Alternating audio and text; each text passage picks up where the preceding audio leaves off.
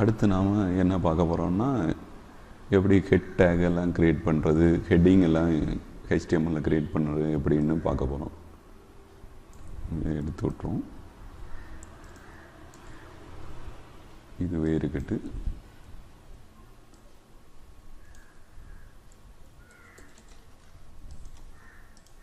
பாடி background colour எல்லாமே F.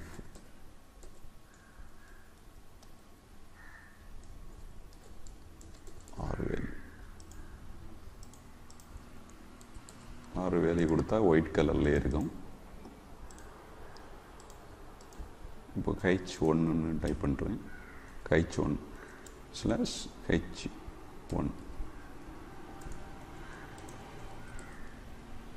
இப்படி தான் ஹெட்டிங் டேக் க்ரியேட் பண்ணுறது. H1லேருந்து H6 வரைக்கும் இருக்குது.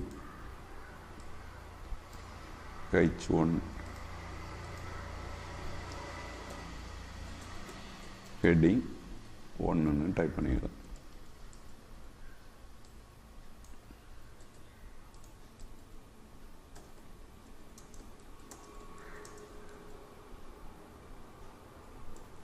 ஆறு டைப்பான ஹெட்டிங் டேகு HTML இருக்குது. H1, H2,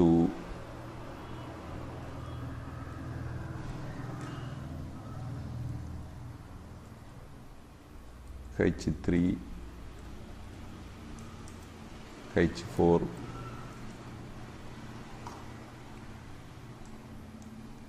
H5, H6 ஆறு டைப்பாக இருக்குது. உங்களுக்கு டிஃப்ரென்ஸ் வேணும்னா இங்கே ரீஃப்ரெஷ் பண்ணால் தெரியும். H1 வந்து இது H1 உள்ளது. 2, 3, 4, 5, 6. இதில் பார்த்தீங்கன்னா தெரியும் H1 உள்ளது. ஹெட்டிங் ஃபாண்ட் சைஸ் வந்து பெருசாக செட் ஆகுது. H2வில் வந்து கொஞ்சம் சின்ன சைஸு ஃபாண்ட்டு. H3 வந்து கொஞ்சம் சின்ன சைஸு. H4 அதை விட சின்னது. H5 அதை விட சின்னது. H6 வந்து அதை விட சின்னது.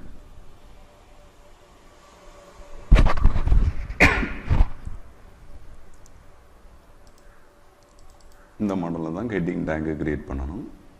இப்போ எனக்கு ஒரு டைட்டில் பேஜில் கொடுக்கணும்னா இந்த H1 டேக் உள்ளல எனக்கு திஸ் இஸ் மை டைட்டில்னு H1/H1 this is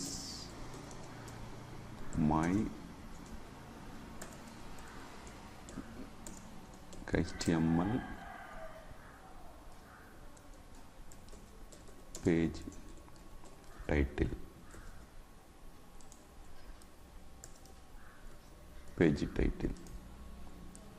இப்போ பார்த்தீங்கன்னா this is my HTML page title. இப்படி தான் டைட்டில் டேக் செட் பண்ணுறாங்க வெப்சைட்டை டிசைன் பண்ணும்போது.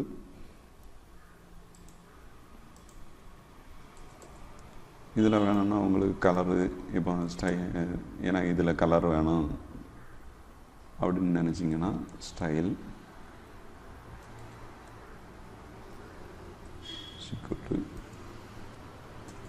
Background colour colon cash FF semicolon.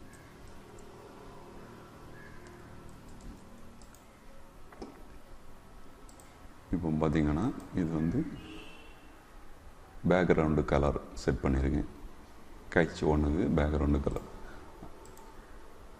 அதே இது உங்களுக்கு இல்லை எனக்கு கலரு பேக்ரவுண்டு வேண்டாம் இன்னும் பார்த்தீங்கன்னா colour colon cash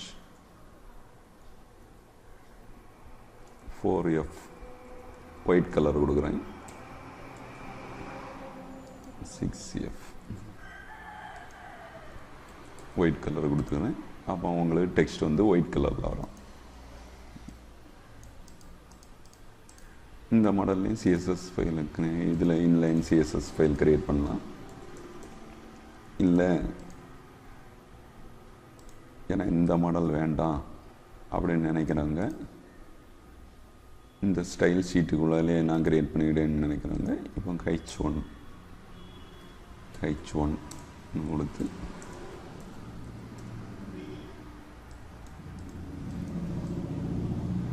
colour white,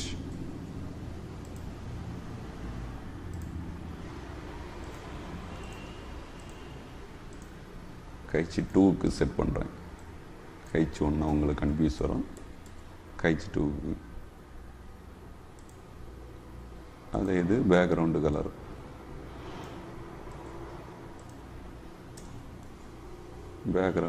blue 0 background colour. இப்போ ஹெட்டிங் 2க்கு RGB க்ரீன் கலரை செட் பண்ணியிருக்கு. ப்ளூ கலர் வேணும்னா இந்த இடத்துல இதை எடுத்து blue colour background colour blue கொடுத்துருக்கேன். கலர் வந்து ஒயிட் கொடுத்துருக்கேன். அதனால் டெக்ஸ்ட்டு கலரும் ஒயிட் ஆகிடுச்சு.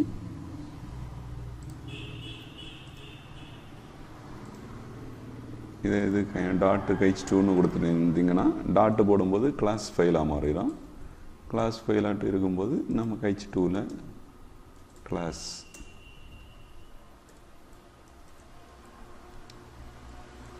இப்போ பார்த்திங்கன்னா இங்கே கலரை செட் ஆகிருக்காது.